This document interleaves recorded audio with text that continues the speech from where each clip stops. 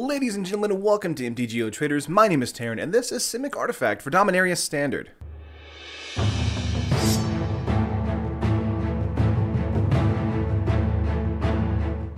So there are a lot of new artifacts in Dominaria, as well as a new planeswalker. We got Karn, Sign of Urza, and I wanted to make sure we could actually have a deck that could like cheat out creatures sort of really quickly, especially with the new card Traxos. And let's get into it right here. Starting with, of course, our main bombs here. This is Traxos, Scourge of Krug, and then Karn, Sign of Urza. Traxos is a 4-mana 7/7 legendary artifact creature construct with trample. That alone is ridiculous. It also comes in the battlefield tapped and doesn't untap during your untap step. But whenever you cast a historic spell, untap Traxos. So you actually have quite a few artifacts in here just to be cast to make sure Traxos untaps and can still attack in. Now, we can actually get Traxos out on turn 2, and I will tell you about that in just a minute. Next up here we have Karn, Sign of Urza, a 4-mana 5 loyalty legendary planeswalker. Karn, +1, reveal the top 2 cards of your library. An opponent chooses one of them, put that card into your hand, and exile the card with a silver counter on it. -1, put a card you own with a silver counter on it from exile into your hand. So basically, getting the card that your opponent didn't want you to have, which is great. And then -2, create a 0/0 colorless construct artifact creature token with this creature gets +1/+1 for each artifact you control. So even if it's a -2 and it creates a 1/1, it's still triggering Traxos, which untaps him, and that's all you really need here with this little interesting combo. Of course, Karn is also very good at drawing you cards, and that's why it's in here as well. Let's go on to like the main creatures here in the deck. We have, starting with Walking Ballista. I know it's expensive, but it's a good card. It's going to be in the list here, a complete 4 of.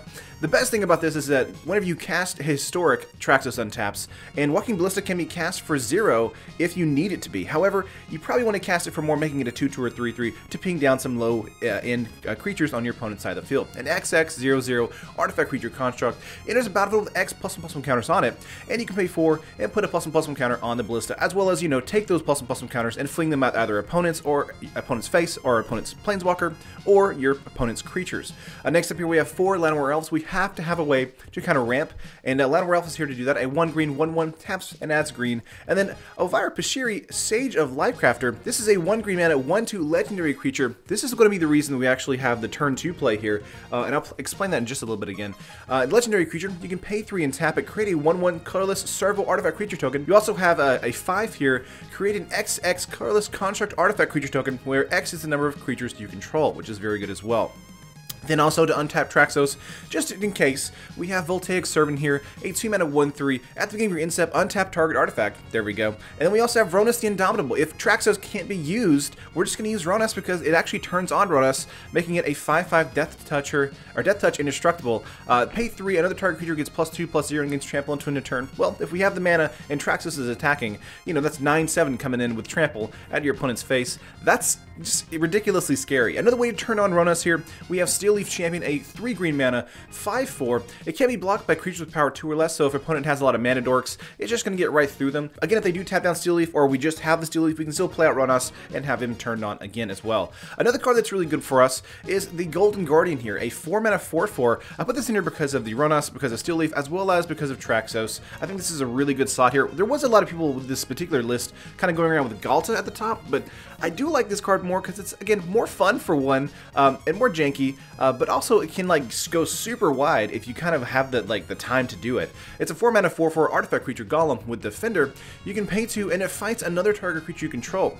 And then when Golden Guardian dies this turn, return it to the battlefield transformed under your control. So when it transforms, we can add 2 of any one color to our mana pool, as well as pay 4, tap it, and create a 4/4 golem. That's awesome. But that is all the creatures in the deck, as well as planeswalkers we just talked about. Let's move on to spells really quickly. We only have 3 spells in the deck list here. A 4 of Mox Amber. Actually very interesting, and this is how we get the turn 2 play here. So we play out Mox Amber on turn 1, play out a Llanowar Elf, or not a Llanowar Elf, play out a Pashiri here, tap Mox Amber to play out a Llanowar Elf, and then turn 2 lay a land. We have 4 mana there, and bam, we got our Traxos on the battlefield. Super good. It's kind of scarily consistent in testing, so we'll see what happens on the stream today, but for sure it's a lot of fun.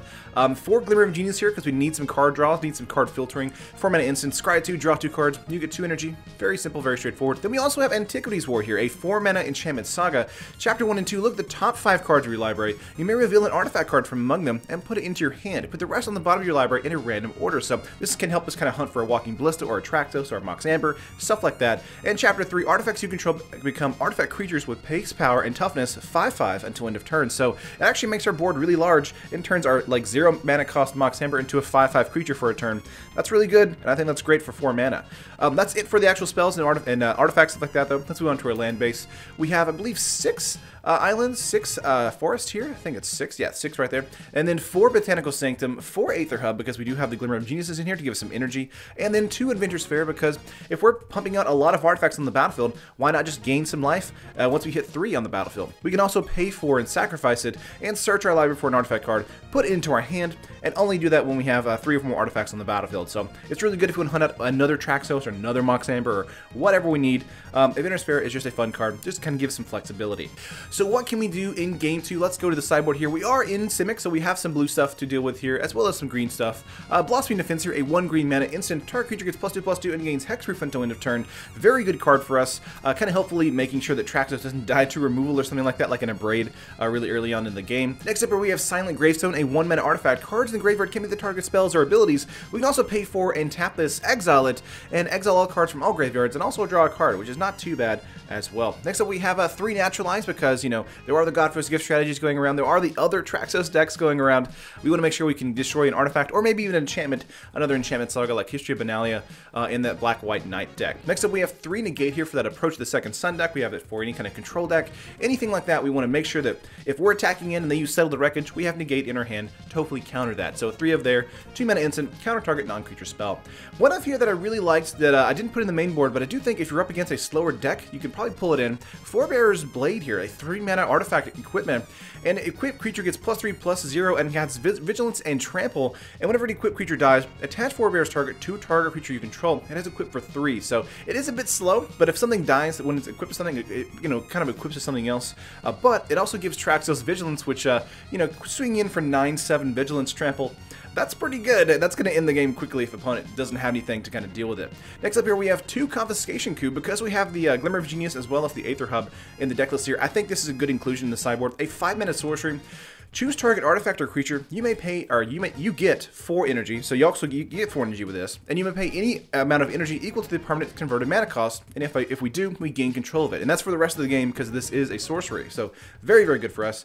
And at our top end here, if we want to kind of like use some more flexibility with our Walking Ballistas, we can bring in our Virtuous Gearhulk here, a 5 mana 4/4 artifact creature construct with Trample. When Virtuous Gearhulk enters the battlefield, distribute 4 +1/+1 counters among any number of target creatures you control. So if we have a Traxos that's untapping thanks to the Gearhulk here, we can also like put the counters on that too, and attack in with an 11/11 if we need to close out the match.